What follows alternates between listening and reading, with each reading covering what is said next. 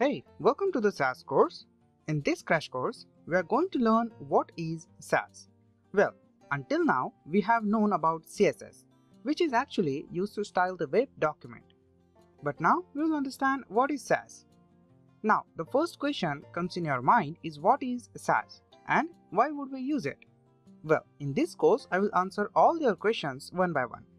We are going to learn what is Sass, why would we use it, how to use it. Then we will take a look at Sass features like mixing, inheritance and variables, so on. And then we will also understand why Sass is powerful than the CSS. So let's get started and first understand what is Sass. Sass is a CSS preprocessor which adds special features such as variables, nested rules and mixins into regular CSS. The aim is to make the coding process simpler, more efficient and avoid repeating the code. The CSS preprocessor is a scripting language that extends CSS by allowing developers to write code in one language and then compile it into CSS. Now, the full form of Sass is Synthetically Awesome Style Sheets. Sass is an extension of CSS that enables you to use things like variables, nested rules, inline imports, and more. Sass lets you use features that don't exist in CSS yet, like variables, nesting, mixing, inheritance, and other nifty goodies that make writing CSS fun again. Once you start tinkering with Sass, it will take your pre-processed Sass file and save it as a normal CSS file that you can use it in your website.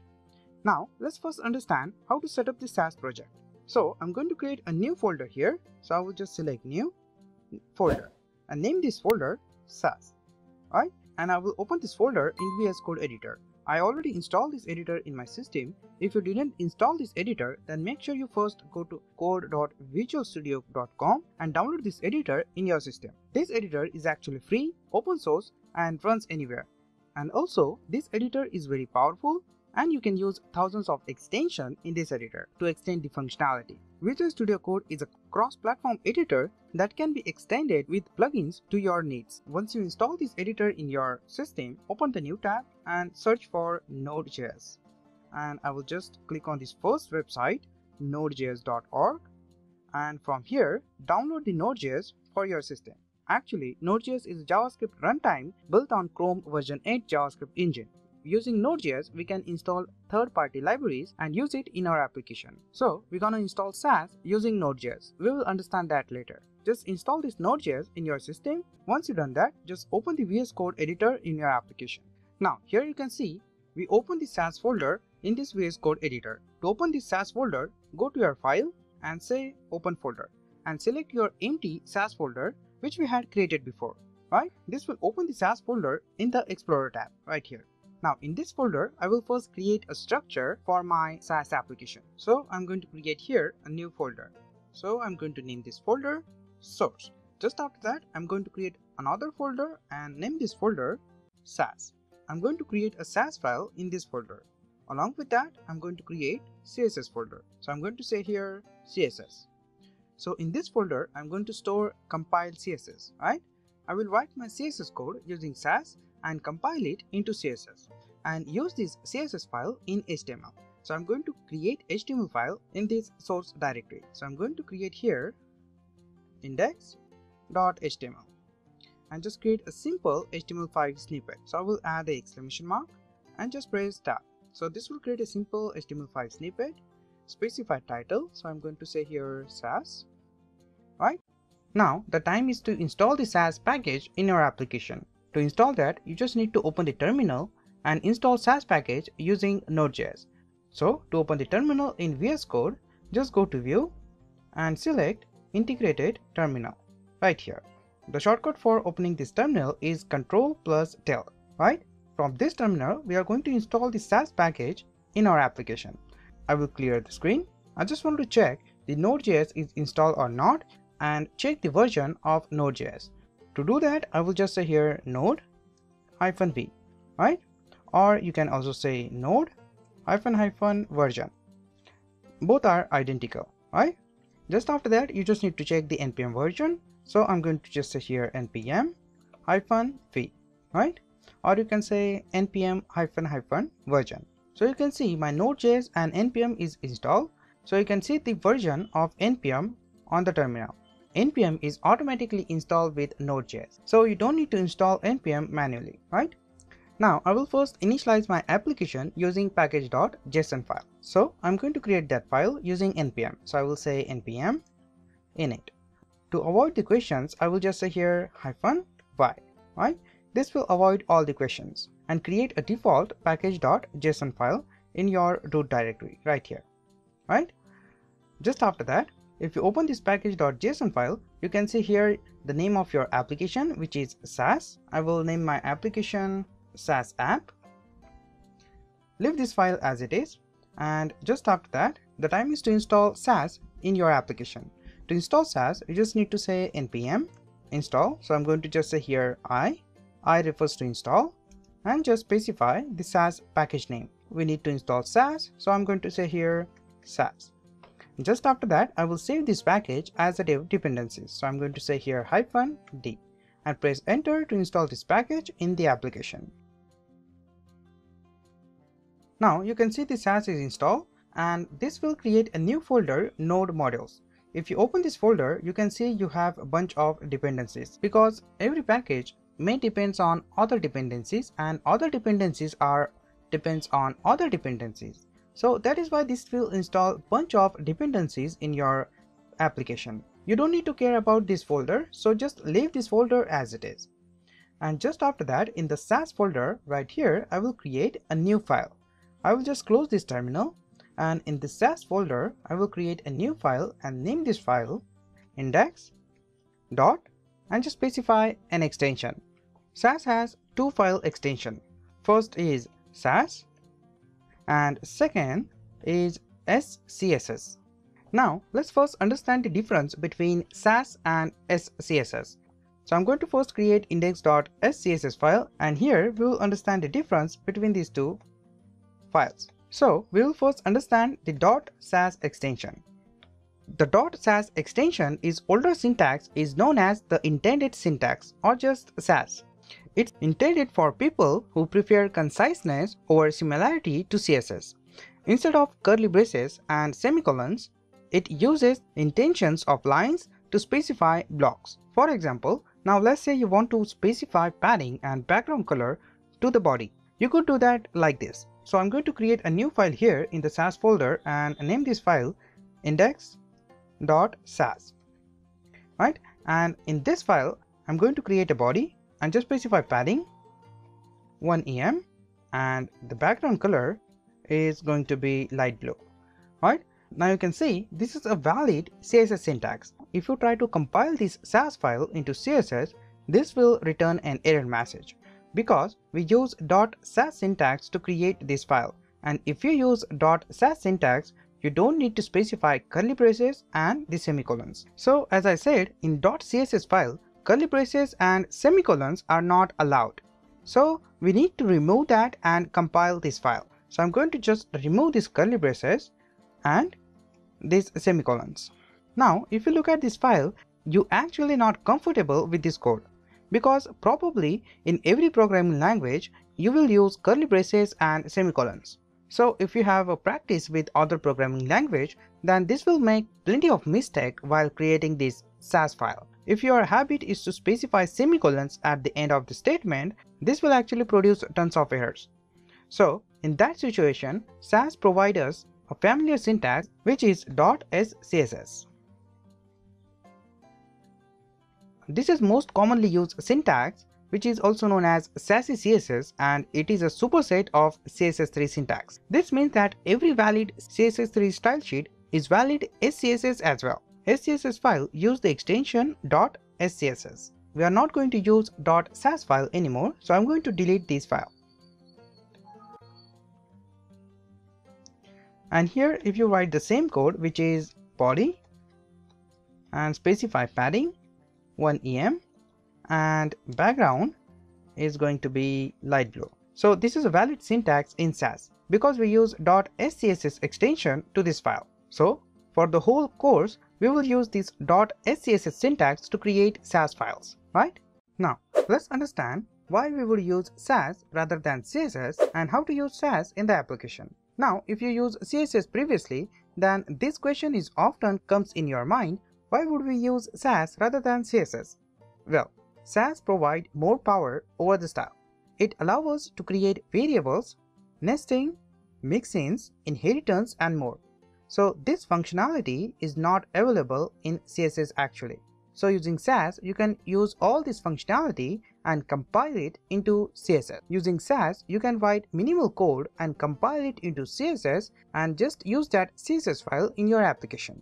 Now you know that, why would we use Sass? The next question comes in your mind is how to use it. Now let's look at the power and the features of the Sass one by one. We are also going to learn how to link Sass file to your index.html. So let's first understand how to create a variable in Sass. So I will just get rid of this statement and here I will just create a variable. The variable is a way to store information that you want to reuse throughout your style sheet. You can store things like colors, font tags, or any CSS value you think you will want to reuse. Sass uses the dollar symbol to create a variable. So to create a variable, you just need to call the dollar symbol. To create a variable, you just need to specify a dollar sign and specify a variable name. Make sure the variable name is unique and not use a dollar sign again. So if you just say here font and if you use dollar sign, then this is not a valid CSS variable. So make sure you just specify dollar sign at the start of this variable. So I will just create a variable here. So I will name this variable primary color, right? And specify value. So I'm going to just specify here hex value. So I will just say here E5, E5, E5, right? Now I'm going to reuse this color throughout this application. If you use normal CSS and specify this color for a specific element, then you need to rewrite this hex value again and again when you specify this color to different HTML elements. But in Sass, you can store this hex value in the variable name, which you can use anywhere in the Sass file, right? So I'm going to create here body and just specify background color. So I'm going to just say here background, and here I want to specify this hex value. So I'm not going to specify this value here, except I will just specify this variable. I'm going to just say here dollar sign and specify primary color, right? So when you do that, this will specify this hex value to this background.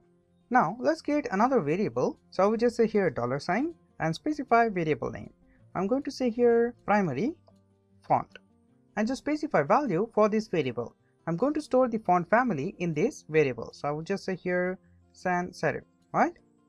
And along with that, I want to specify a fallback font value. So I will just specify a comma here, and in the single quote, I will just say cursive, right? Just after that, here I'm going to say font family and just specify dollar sign and just specify here primary font.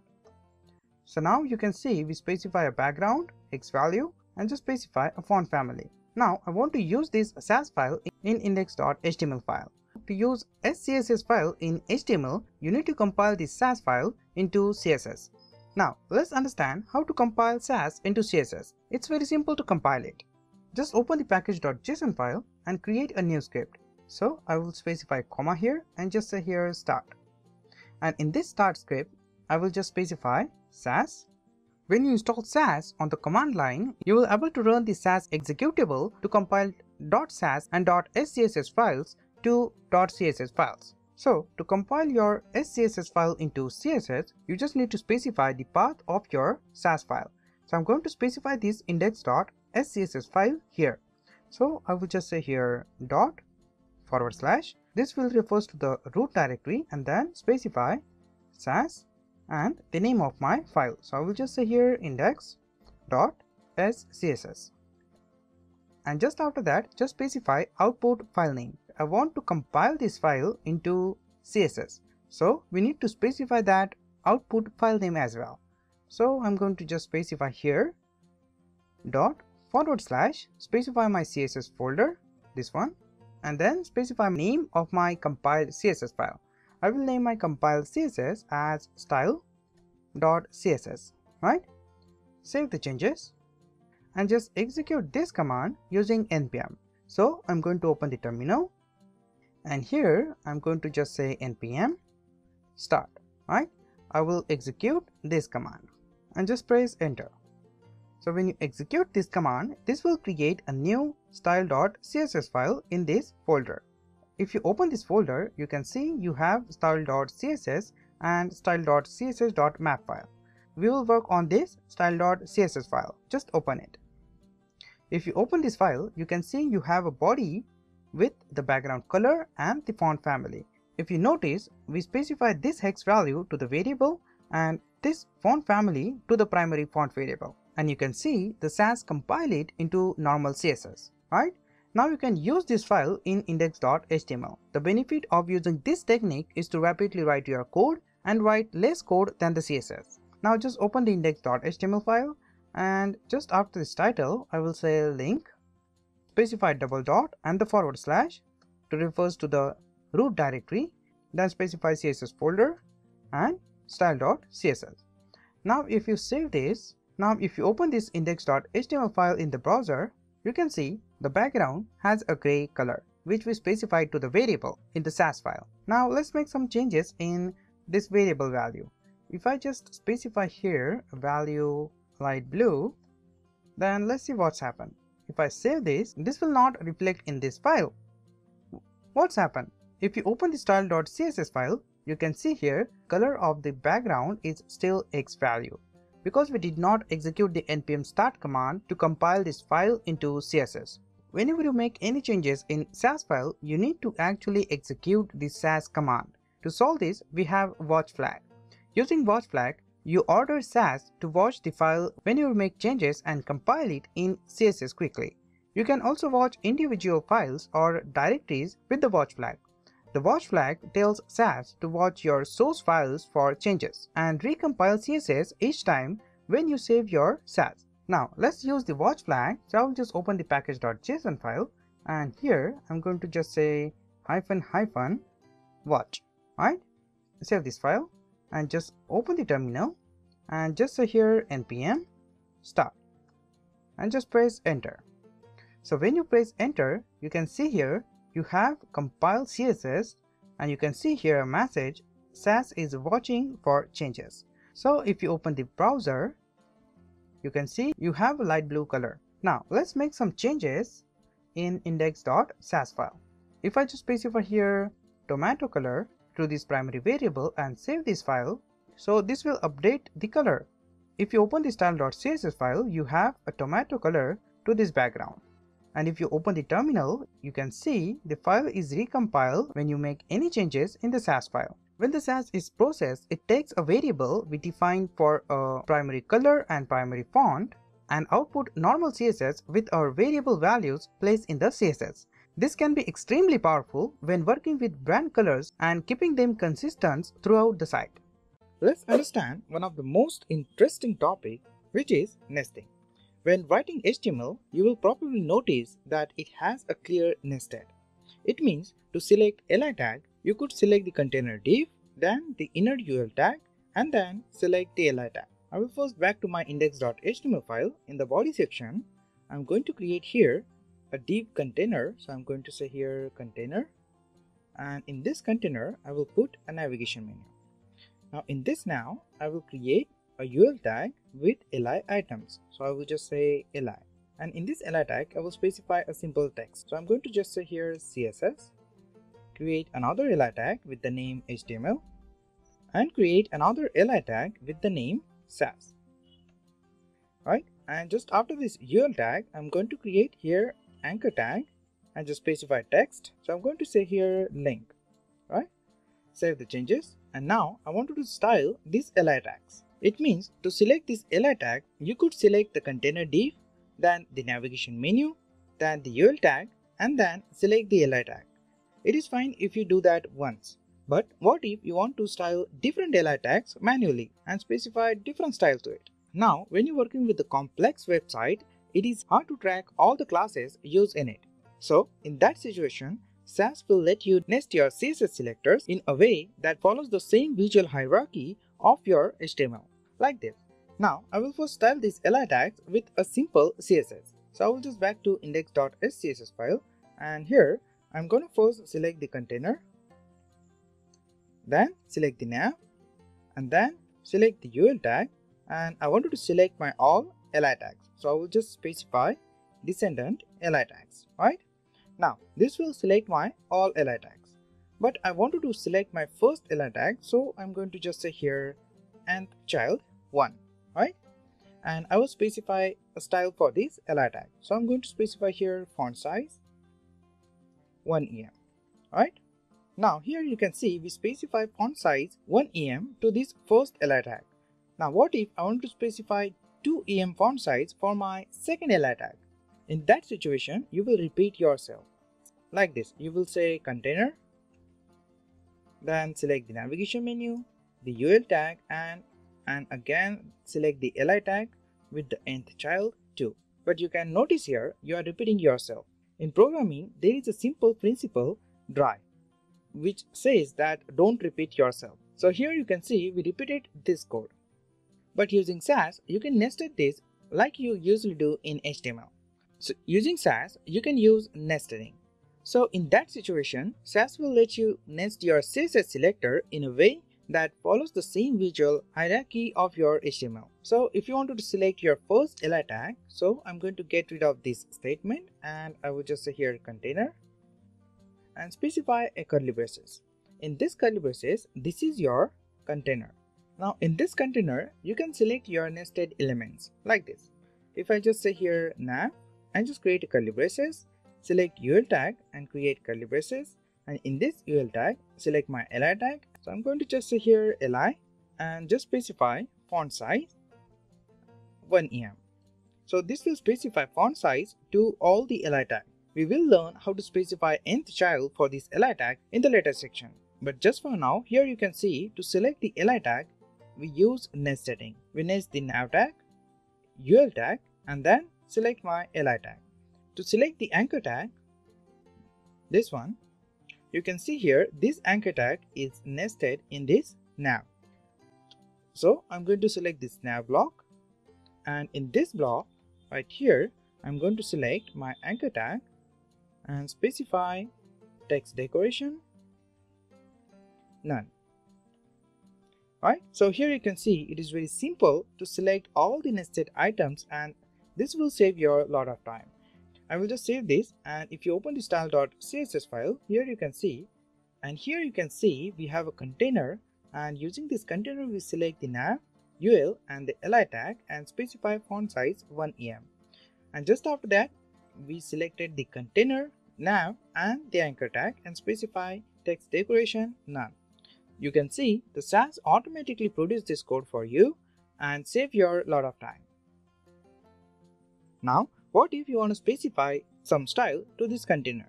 In that situation, just specify style right here. I will just specify width 100% and height is going to be 100%, right? And just save this file. If you open the style.css file, you can see for the container we specify width 100% and height 100%. If you notice, we are not repeating ourselves. We just created a nested elements and specify different style for the different element. The scope of this container is opening and this closing curly braces. The scope of this navigation menu is this opening and this closing curly braces, and so on. So using nesting, you're not going to repeat yourself. Now I will just comment here and just say nesting, right? You will notice that the UL, li and anchor selectors are nested inside the nav selector. This is a great way to organize your CSS code and make it more readable. Now let me zoom this up a little bit. I will just zoom this up. Now let's move on to the next topic. The next topic is partial. What is partial?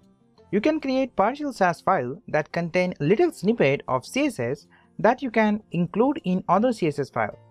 This is a great way to modularize your CSS and help keep things easier to maintain. A partial is a simple Sass file named with the leading underscore and the name of the file. You might name it something like this, the leading underscore and the name of your file. So I'm going to specify the name. So I will just say here partial.scss. So this is the name of my partial file.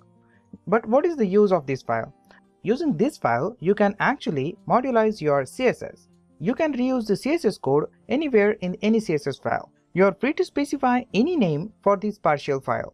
The underscore lets Sass to know that the file is only a partial file and that it should not be generated into a CSS file. Sass partials are used with the import directive. Let's understand what is import directive and how to import the partial file using import. So let's first understand what is import directive and understand how to import the partials. CSS has an import option that lets you split your CSS into a smaller, more maintainable portions. The only drawback is that each time you use import in CSS, it creates another HTTP request. Sass built on the top of the current CSS import, but instead of requiring an HTTP request, Sass will take the file that you want to import and combining it with the file you are importing into so you can serve a single CSS file to the web browser. So basically we use import keyword to import the partial file in the CSS. For example, let's say I want to create a default CSS code and reuse that code in couple of CSS files. In that situation, I will just create a partial. To create a partial file, I'm going to just select this new file icon and just specify a file name. So to create a partial file, you just need to start this file with the leading underscore. So I'm going to specify here a leading underscore and then just specify your partial file name. So I'm going to just say here default dot and just specify the extension of your file. So I will just say here SCSS. You are free to specify any name for your partial file, right? But just start the partial file name with this leading underscore, right? Now in this file, I will just put my default CSS code which we'll use in different CSS file whenever we want. So here we just select HTML, then we're gonna select body. Along with that, we're gonna select UL tag and li tag and remove margin and padding. Now I want to use this code in my index.scss file. So I will just back to my index.scss file and here on the top right here @import and call the import directive and just specify your partial file name. So I'm going to just specify my default.scss file name here. So just specify single quote or double quotes and just specify default, right? You don't need to specify leading underscore and the extension for this file because Sass is intelligent enough to understand what we wanted to do. Save the changes and just after that, if you open the style.css file, so you can see we have a default code in my style.css file. So it's very simple to create a partial file and import that in your Sass file, right? The benefit of using partial is to maintain your CSS code. For example, if you're creating a complex responsive website, you can maintain your desktop CSS code and the mobile CSS code separately. Now whenever you import your file, you don't need to include the file extension like .scss or Sass because Sass is smart and will figure it out for you. Now let's understand the new topic, mixins. So what is mixins? You can think of mixins is just like a function used in JavaScript but with different syntax. A mixin lets you make CSS declaration that you want to reuse throughout your site. Now let's take an example and understand how to use mixin and what is mixin. So let's create a simple division tag and just specify a class transform. So I will just back to my index.html file and here I'm going to create a division tag and specify class transform. Now for this division tag, I will specify some style. So in my index.scss file right here, I will just select my transform class and just specify some style, right? So here you can see we specify width 150 pixel, height 80 pixel, specify yellow background, and then we specify transform property to rotate 20 degree and scale 1.5. In normal CSS, let's say you want to write a code for the transform div and want to use the same code for different div with different values. Then you could rewrite this code to make that possible. Or you can create a new class and specify different values to it. But doing this, you are repeating yourself. But in Sass, this is not the case. So let's understand how to create a simple mixin. Now I will just create a mixin and assign a same style for different divs. I want to specify different value for this width and this height. So I'm going to create a mixin here. To create a mixin, you use @ and just say mixin. and just specify mixin directive and give it a name. So I will just specify here transform me, and just after that just call curly braces. So to create a mixin, you just need to call @mixin directive and the name of your mixin, and just after that in this parenthesis I will call a variable. We are also using a variable property inside this parenthesis, so we can pass this variable to these values and change values whenever we want. So we're gonna create a variable, so I'll just say here $sign and just say property 1, and just after that I will specify comma and create my second variable property 2. Just after that I will just copy this CSS style and use it here. Now what I wanted to do is I want to change this height and width for different division tags. So whenever we specify this class for different division tag, I want different values for this width and height. So I'm going to pass this variable to this width. So I'm going to just get rid of this value and just pass here property 1 and here property 2. After you create your mixin, you can then use it as a CSS declaration starting with the include directive followed by the name of your mixin. So we're gonna just get rid of this CSS style and just call here @include, right? So we call the include directive and just specify this mixin here. So I'm going to call here transform me, and in this parenthesis I will specify values for these variables. So for the width I will specify first value, so I'm going to just specify here 400 pixel, and for the height I will specify 500 pixel, right? Now what if you want to reuse this CSS style for different division tag? So I'm going to create here a new class, so I'm going to just say here transform 2 and just call this mixin. So I'm going to just say here include and just call transform me mixin and just specify width and height for this mixin. So I'm going to just say here 200 pixel and 300 pixel. So here you can see we specified different value for the width and height for different division tag. So here you can see we are not repeating ourselves and reuse the same style multiple times. Now if you want to specify some style to this transform, then you can also do that like this. You can simply specify font size and just specify a simple font size to this transform property. As simple as that. So this technique actually saves you a lot of time. Save the changes, and if you open the style.css file, here you can see we have two transform classes. In the first transform class you can see we have a different width, and in the second transform class we have a different width and height, right? You can change the property value whatever you want, right? Now let's move on to the next topic, which is extend, or you can also say inheritance. If you have a knowledge about JavaScript, then inheritance is not hard to understand. This is one of the most useful features of Sass. Using extend lets you share a set of CSS property from one selector to another. Using extend, you can reuse the code by extending it. Let's say you want to store multiple CSS property in the single variable. In that situation, extend help you out. Extend is just like that. We use extend, or you can also say inheritance, to use multiple CSS properties in different classes. Using example, you will better understand what is extend and how to use it.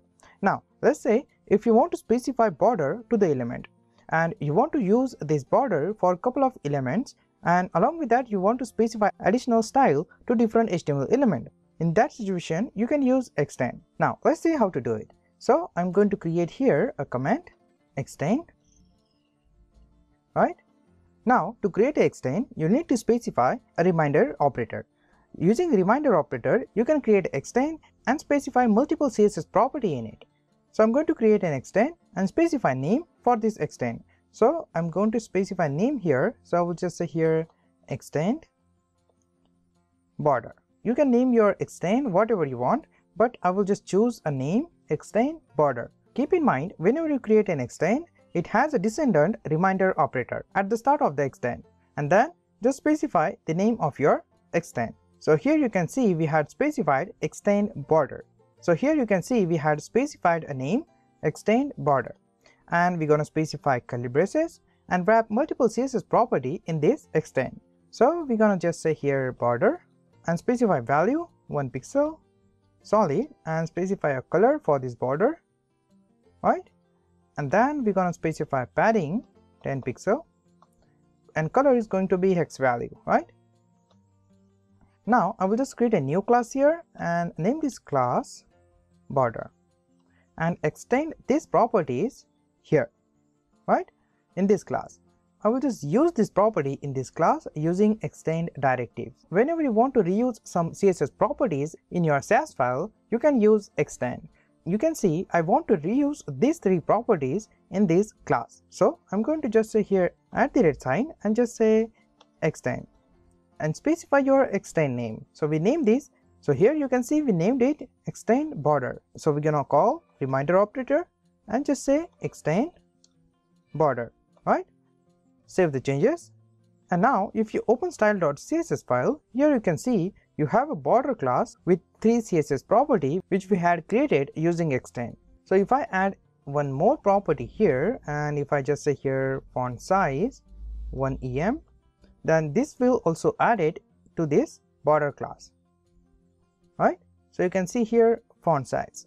You want to reuse these properties in other class. So we're gonna create here another class and name this class border 1 and I want to use these properties here.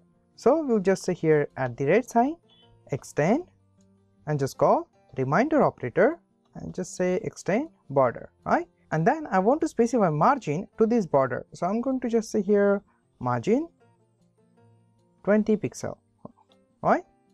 Save the changes and if you open style.css file, here you can see we have a border 1 and border which has a same CSS properties, and just after that you have a border 1 with margin 20. So this will actually save your lot of time and beneficial for maintain your CSS code. Now let's say if I just create another extend here and just name this extend new, and in this extend I will specify margin 20 pixel and color is going to be hex value, right? And I will leave this extend as it is. Now let's see what's happened if I save the changes and open style.css file. You can't see this extend here because we didn't use that extend. If you use that extend in the class, then this will reflect on your CSS file. Otherwise Sass will not produce any code in style.css, right? If you notice, it's just like a variable creation, but except specifying a single value will specify multiple properties. The magic happens in style.css file here, where each of these classes will get the same CSS properties as extend border. Now if you notice in this style.css file, you can see the second extend code never generated because it never used. This will just produce a CSS property which used in the class. We use this extend in this class. That is why this extend is reflected in this style.css file, and these extend properties are not generated in this style.css because we didn't use it. The next topic we will understand is pseudo selector.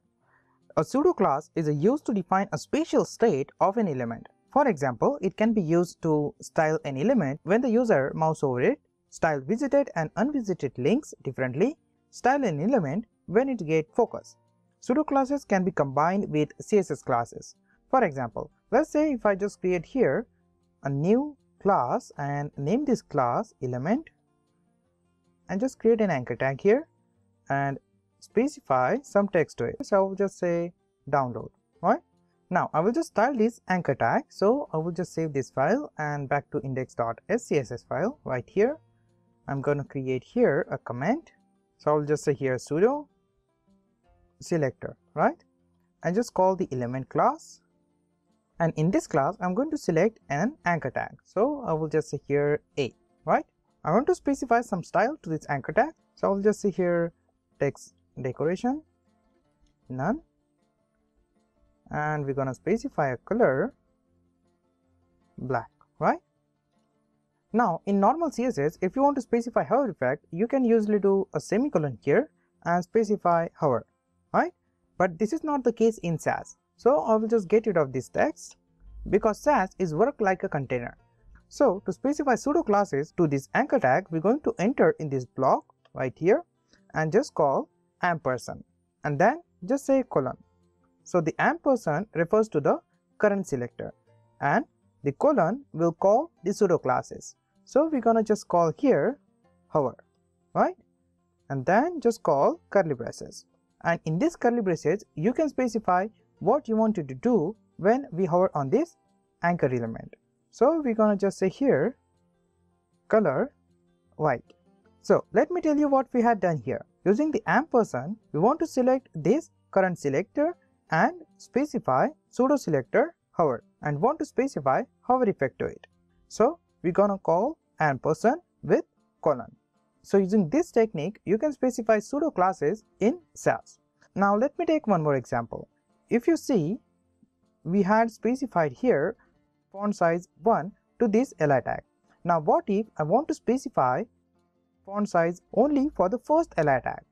In that situation, what I'm going to do is I will just call here ampersand, then call the colon and just say nth child and specify 1 here.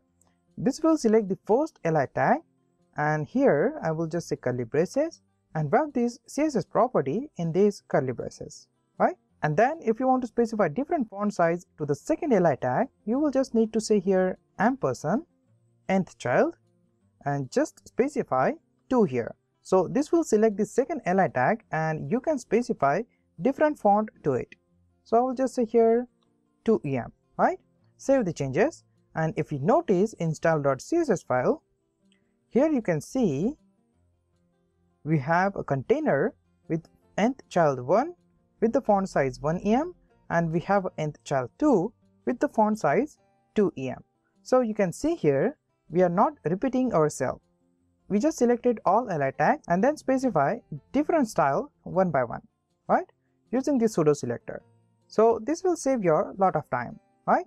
You are not limited to specify only hover effect. You can call any CSS property in this pseudo selector like first child, last child, nth child type and so on. It's very easy, right? Now let's move on to the next topic, operators. Well, you can find operators in every programming language. They are the key features of programming. Operators are helpful for scaling the web component. Doing math in CSS is very helpful. Sass has a handful of standard math operators like addition, subtraction, division, multiplication, and remainder. Arithmetic operators are used to perform the static arithmetic operations. Now let's see what you can do with these operators. So let's get started with addition and subtraction. So we're gonna create here a class and just specify here a class name, header, and in this header I'm going to create a comment and just say here addition and just call CSS property font size 4 pixel. So to add 2 pixel, just specify addition operator here and just say 2 pixel, or you can just say 2 here, right? This will add 2 in this 4. So if I just save the changes and if you notice in style.css file, right here you have font size 6 pixel, right? Now let's say if I just change this unit, so I will just say here 2em, then let's see what's happened. If I save the changes and try to open the style.css, then the style sheet is not there because this will not recompile the style, because this will return an error message. If you open the terminal, you can see here you have an error here, incomplete unit em and pixel. If you try to add different unit, then this will produce an error, so don't do that. So I will just get rid of this em and leave this as it is, right? This will produce the style.css file when you save the changes. Now let's talk about subtraction. If I just create here a command and just say here subtraction, and if I just call a CSS property height and just specify 80%, and from this 80% I want to minus 5%. So I will just say here minus 5%. If I save the changes and open style.css, you can see here we have height 75%, right? So this will minus 5% from this 80%. And if you try to change this unit, and if you just specify here a different unit like this, this will produce an error message, right? Incomplete unit em and percentage. So don't do that. Now here you can notice the value either has the same unit or one has no unit at all. the value that has a unit should be on the left hand side of the operator. So here you can see we have a unit value on the left hand side.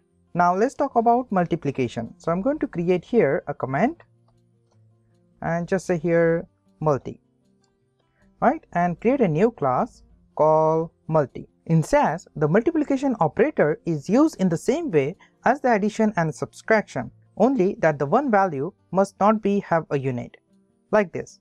If you just specify here width, if I just specify a width 20%, now I want to multiply 20 5 times. So I'm going to just call multiplication operator and just say 5 here and just save this file. If you open style.css, we have a multi class with the width 100%, right? So this will multiply 20 5 times. Keep in mind, when you use multiplication, only one value have a unit. So here you can see we did not specify any unit for this value, right? Now let's talk about division. So I'm going to create here a comment and just say division. So I will just specify here height 24 pixel and just call a division operator and just say here 4. Now if we use division operator without putting the value in bracket, it is taken as a normal use of / in CSS and no operation is carried out. If I save the changes and open the style.css file, this will do nothing for us. So there is no difference because it is taken as normal CSS. So to make Sass do the calculation, we put our values in brackets. So if I just put these values in bracket like this will do the division for us. If I save the changes and open style.css file, here you can see we have 6 pixel. 24 is divided by 4 will result in 6 pixel, right? Now let me show you a small magic with the addition operator. The addition operator is also used to concatenate strings, to join two strings together. The addition operator can be used to concatenate two strings. If I just select the paragraph and call the pseudo selector before, and in this pseudo selector I will just call content and just specify a string. So in this string I will just say I am a string with, and just concatenate this string with quote, right, and just specify semicolon here.